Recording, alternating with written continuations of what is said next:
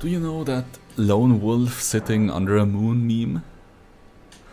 My character looks exactly like that right now. Okay, so we're in Liurnia right now, and this is the craziest run I've ever had, I think. We're only 38 bosses in, and we already have 3 S tier ashes. We have Impaling Thrust, we have Piercing Fang, and we have Carrion Sovereignty. Then, we've already had 1 Winter Lantern, we've already had plenty of bad talismans, including, what's it called?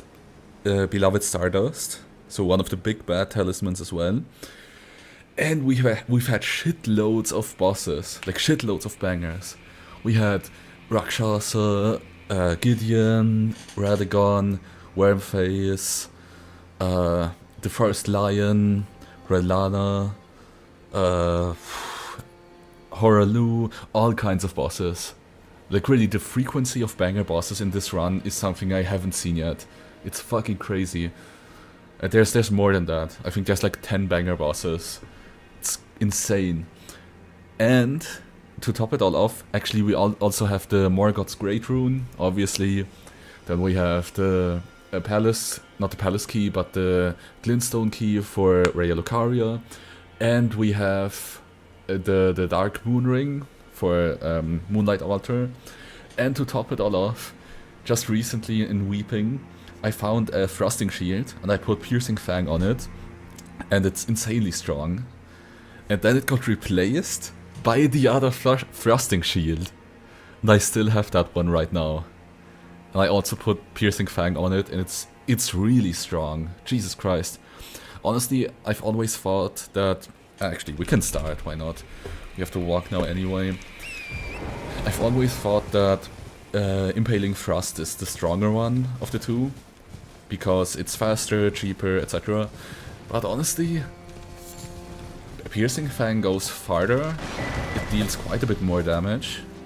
It also auto-rotates towards the enemy, so oftentimes with Piercing Fang, with Impaling Thrust, you first need to orient yourself towards the enemy, and that takes time, and only then can you really use it. But with Piercing Fang, you don't need to care about that at all. You just pop it, it's gonna rotate to the enemy and immediately hit them, and since it travels further, it's just so much easier to hit. Yes, it's more expensive, yes, it's slower, but I'm starting to like it a bit more, honestly. Anyways. Yeah, I think once I get...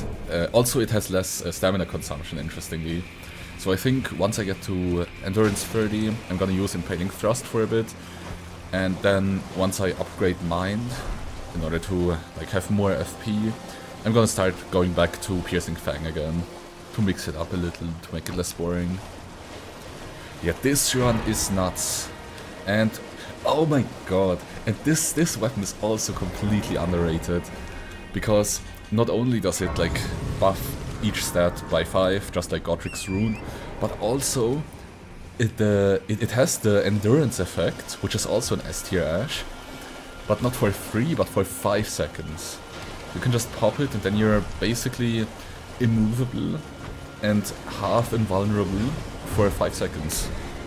It's really strong. Yeah, this run I'm gonna be really protective of it. This run is nuts. But we're probably heavy rolling. Yeah.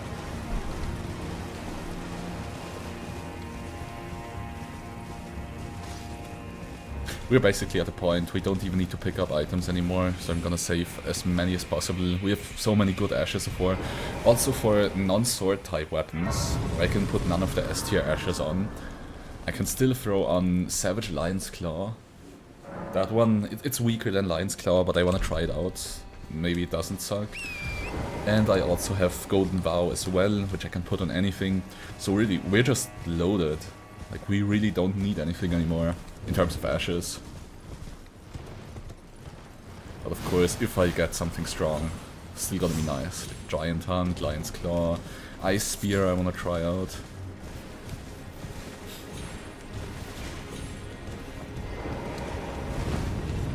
Okay, wait, actually we're not heavy rolling. Yes, Nice, okay. What's this? Another banger. Oh. We pop this. And he can't do shit for 5 seconds. Yeah, this is one of the strongest legendary weapons. It's completely underrated. You do this and what's the enemy gonna do, right? Plus the Godric rune buff that you get on top of it if you just use it semi-regularly. I mean, it lasts for 60 seconds, so...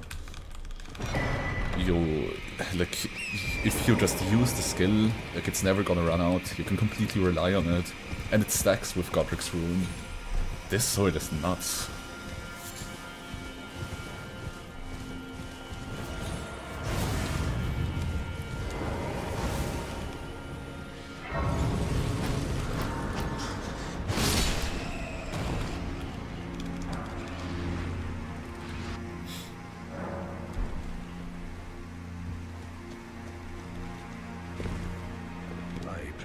I've done Life's quest, so I should get an extra item here.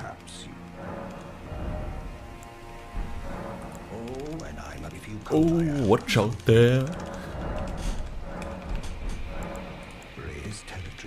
After Levkar, I conduct his why unless you like to perhaps at any rate.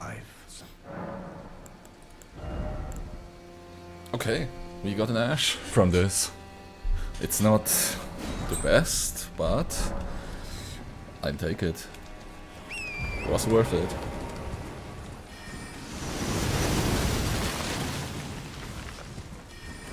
In terms of talismans, we've had the Fire Scorpion Charm, we had Beloved Stardust.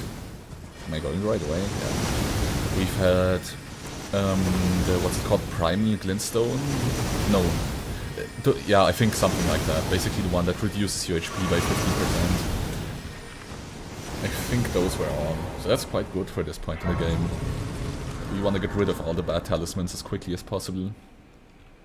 Ah yeah, another boss that we've downed is Nataan, the original one.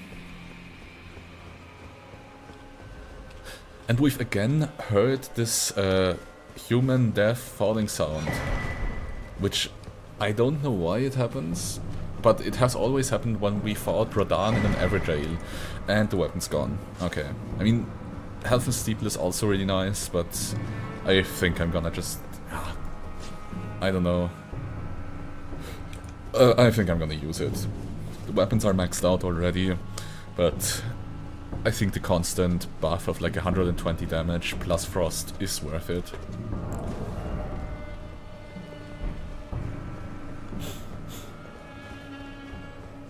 But I need to show you how strong Piercing Fang is. I mean, I think on other weapons it's gonna be just as strong, really. So it's not even the shield, it's just the Ash.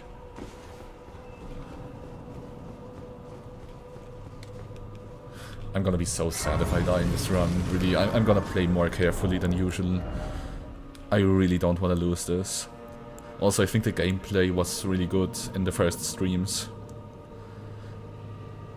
Okay, yeah. What do we get? This is a potentially dangerous section. Beginning looks good.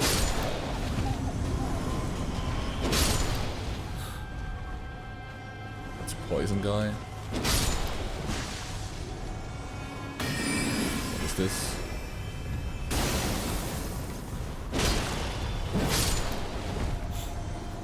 Okay, yeah, that looks tame. That looks fine.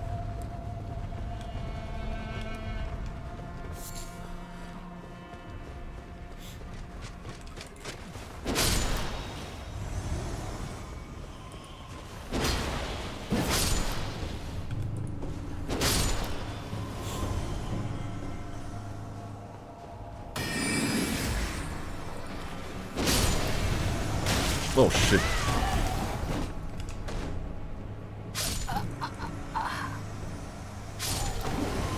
Well, that's just tragic, what the fuck.